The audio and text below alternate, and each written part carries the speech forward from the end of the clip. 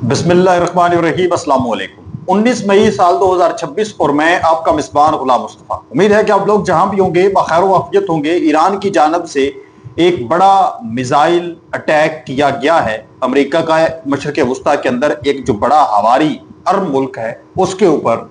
दूसरी तरफ आप जानते हैं कि रूस के ऊपर यूक्रेन की जानब से गुज़श्ता रोज एक बहुत बड़ा अटैक किया गया था। बड़े लेवल का अटैक हुआ था 48 घंटे पहले। ये इस साल का सबसे बड़ा अटैक था। तो बदले में रूस ने भी तबाही मचा के रख दी है।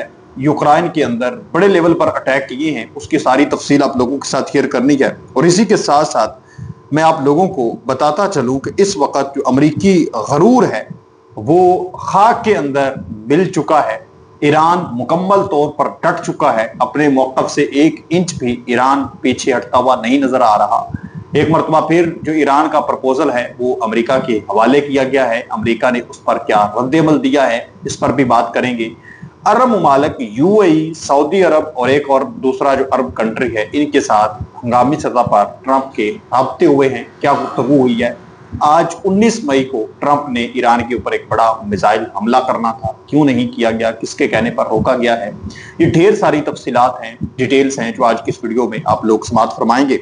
अगर आप इस चैनल पर नए हैं तो इसको लाजमी सब्सक्राइब कर लें और कमेंट सेक्शन में अपनी जो कीमती राय है उसका इजहार जरूर फरमाएं और पाकिस्तान जिंदाबाद कमेंट सेक्शन के अंदर जरूर लिखें। सबसे पहले नाज़रीन मोहतरम, मैं जो है वो बात करना चाहूंगा कि जो रूस ने एक बदला लिया है, रूस और यूक्रेन की जो जंग है वो एक मरतबा फिर एक खूनी जंग के अंदर, एक बड़ी जंग के अंदर तब्दील होती हुई नजर आ रही है।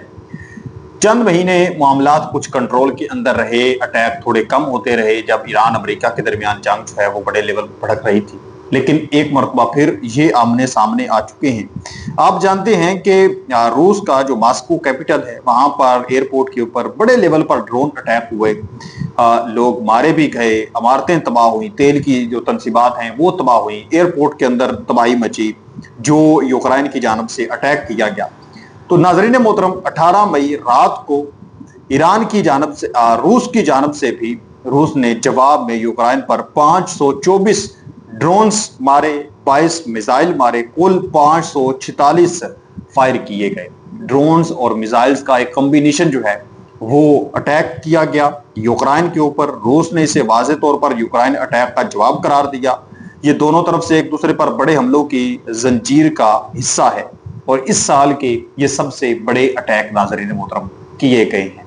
आप कह लें कि ईरान अमेरिका जंग के साथ साथ ये जंग भी बड़े लेवल पर इस वक्त छिड़ती हुई नजर आ रही है।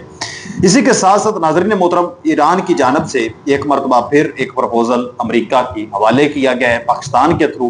पहला प्रपोजल भी अमेरिका ने मुस्तरद कर दिया। अब इस पर क्या उसने कहा है वो भी आप लोगों को बताऊंगा, लेकिन सबसे पहले जो कुछ चीजें अमेरिका के सामने ईरान ने रखी हैं वो जरा आप सुन लें और फिर मुझे जरा आप बताएं कि क्या ईरान अपने मौक़िफ़ से 1 इंच भी पीछे हटा है? क्या अमेरिका के आगे ईरान ने घुटने टेक दी हैं? क्या अमेरिका ईरान को झुकाने में कामयाब हुआ है या फिर ट्रंप खुद ही एक शिकस्त खोरदा इस वक्त इंसान बन चुका है? ईरानी नायब वज़ीर ख़ारजा काज़म गरीबआबादी ने पार्लियामेंट को ब्रीफ करते हुए कुछ नुकात बताए। जो हालिया प्रपोजल जो है वो अमेरिका के हवाले किया गया गुज़श्ता 24 घंटे के अंदर अंदर।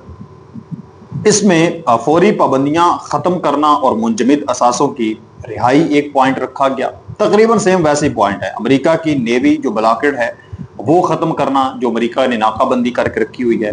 जंग का मुकम्मल खात्मा तमाम मुहाजों पर, यानी लुबनान समेत तमाम मुहाजों पर, लेकिन यहाँ पर मैं समझता हूँ कि ईरान को चाहिए कि फलस्तीन का जिक्र है वो भी जरूर होना चाहिए।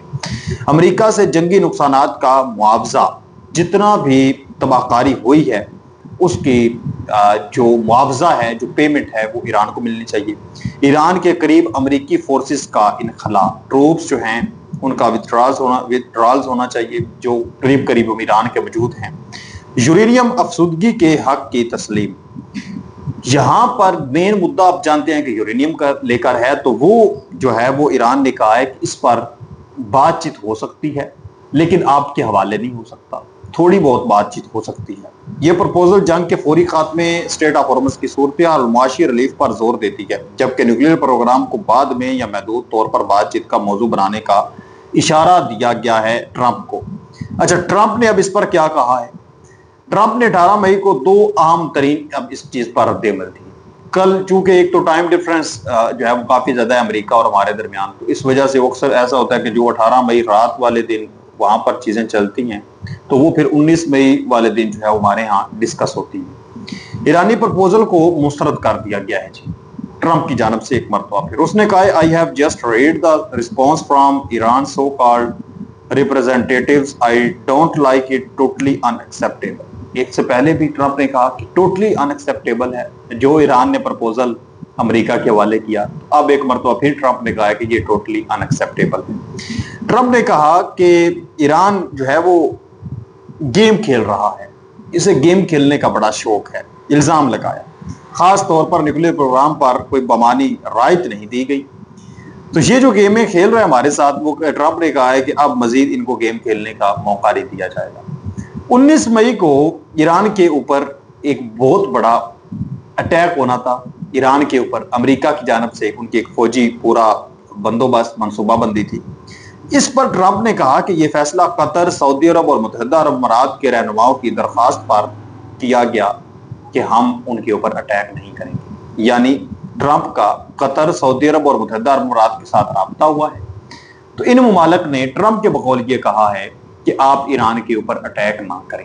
اب کیا یہ بات ماننے میں آتی ہے؟ چلے سعودی عرب تو کہہ سکتا ہے، قطر بھی ممکنہ طور پر کہہ سکتا ہے، لیکن جو متحدہ عرب امارات ہے اس سے ایسی امید نہیں کی جا سکتی کہ وہ امریکہ کو یہ کہ آپ ایران کے اوپر اٹیک نہ کریں.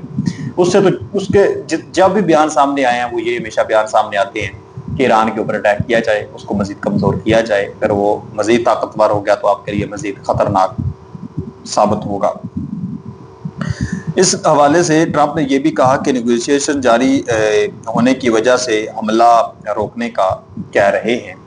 جو کچھ جو ہے وہ بات چیت ایک ہو رہی ہے، اس وجہ سے ان ممالک نے کہا ہے کہ بات چیت جاری و ساری ہے، تو آپ اس وجہ سے جو ہے وہ ابھی حملہ نہ کریں. ٹرمپ نے کہا کہ گلف لیڈرز کا خیال ہے کہ ڈیل ہو سکتی ہے جو امریکہ کے لیے ویری ایکسیپٹیبل ہوگی. یعنی جو امریکہ چاہتا ہے ایسی ڈیل ہو سکتی ہے.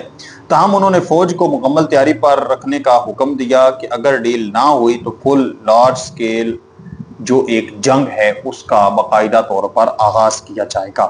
اسی کے ساتھ ساتھ ناظرین محترم، آج ایک بڑی خبر اس وقت جو دعویٰ کر رہی ہے، جو بڑی خبر جو سامنے آ رہی ہے، آپ جانتے ہیں کہ ایک بہت بڑا جو سفارت خانہ اگر مشرق وسطیٰ کے اندر موجود ہے امریکہ کا، تو وہ ہے بغداد کے اندر، عراق کے اندر. اور وہاں پر جو امریکہ کے ہواری ہیں ایک بڑی تعداد میں وہاں پر موجود ہیں.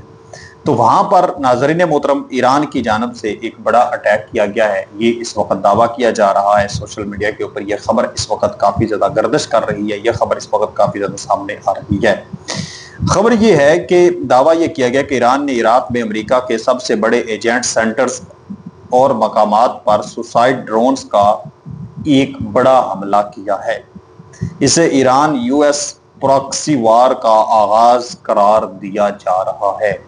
اس حوالے سے یہ جو ایجنٹ سینٹرز ہیں یہ آپ لوگوں کو بتاتا چلوں تو ان سے مراد ہے کہ U S diplomatic support centres, U S embassy complex, اس کے علاوہ کنسولیٹ یا intelligence related facilities, Baghdad international airport کے قریب یہ جتنا بھی امریکہ کا وہاں پر رقبہ اس نے لے رکھا ہے، ایمبیسی بنائی ہے، تمام چیزیں ہیں.